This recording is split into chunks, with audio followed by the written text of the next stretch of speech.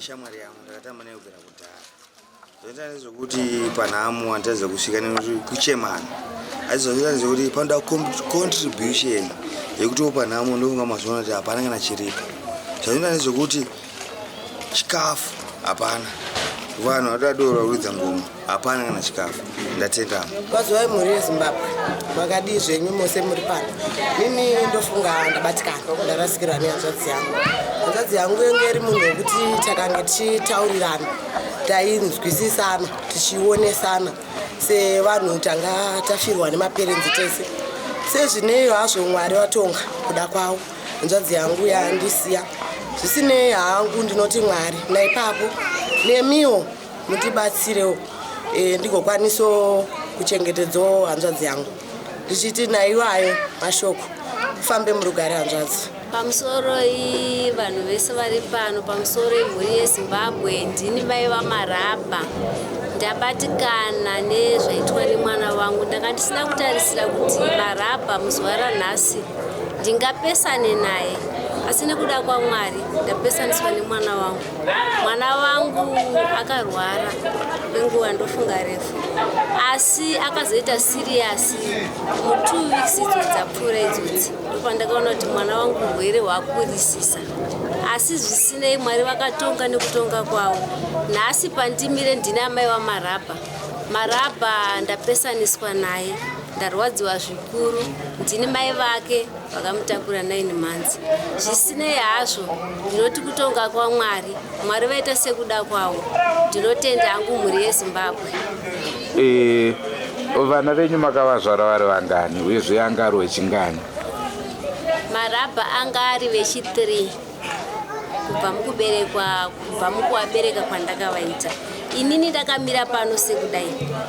Mai vaMaraba nditete vangu, hanzvadzi yababa vangu vakandibereka, iyeni ndakamira pano. Mumba mana baba vangu inini mai vaMaraba ainzi Yudha Karomborombo.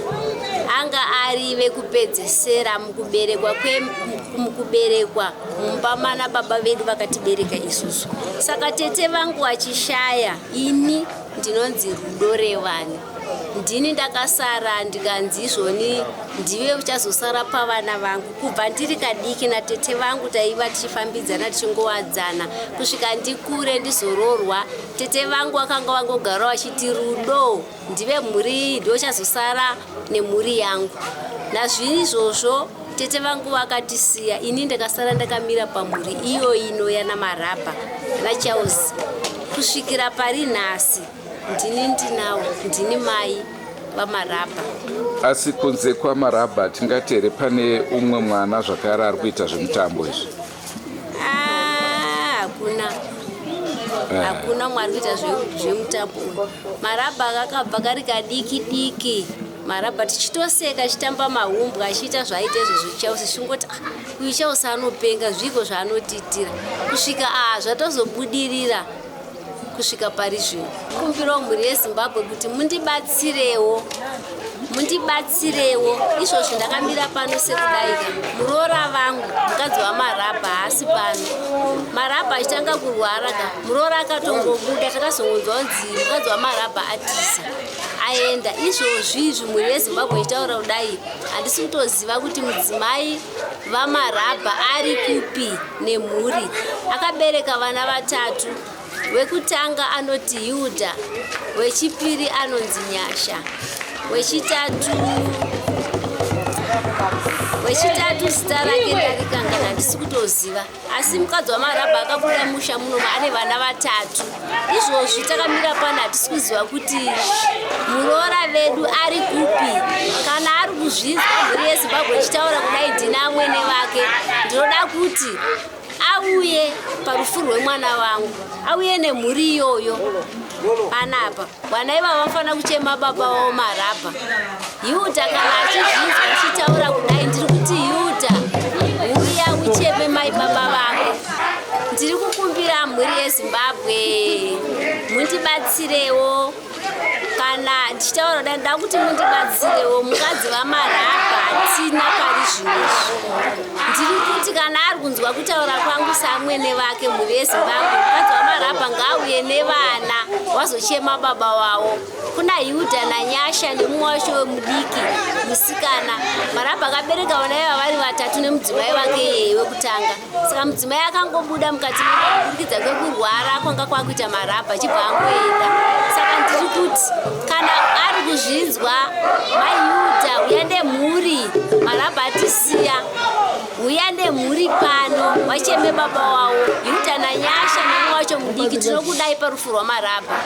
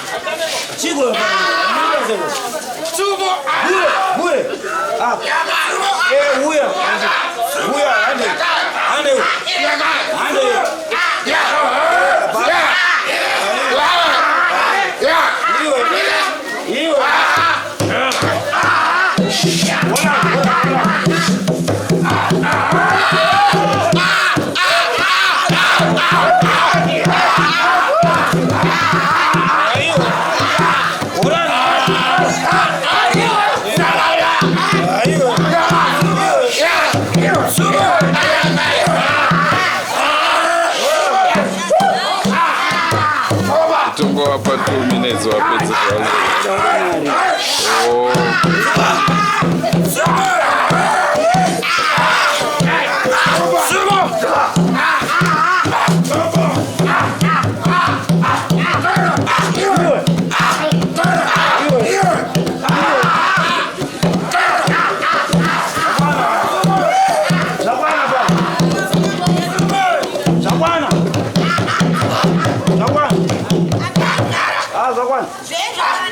zakwana.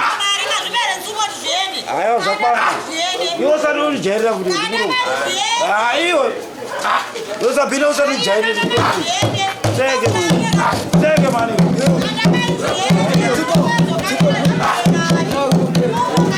Ira bada.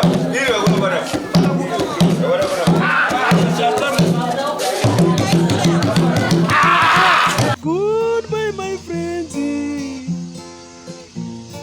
Goodbye my friends.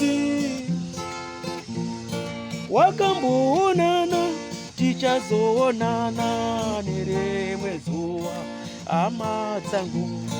Goodbye my friends. Goodbye my friends. Wakamboonana tichazoonana nerimwe zuva hama dzangu. Ini ndokwenda kubasa kwangu. Iwe makiwe mkaranga.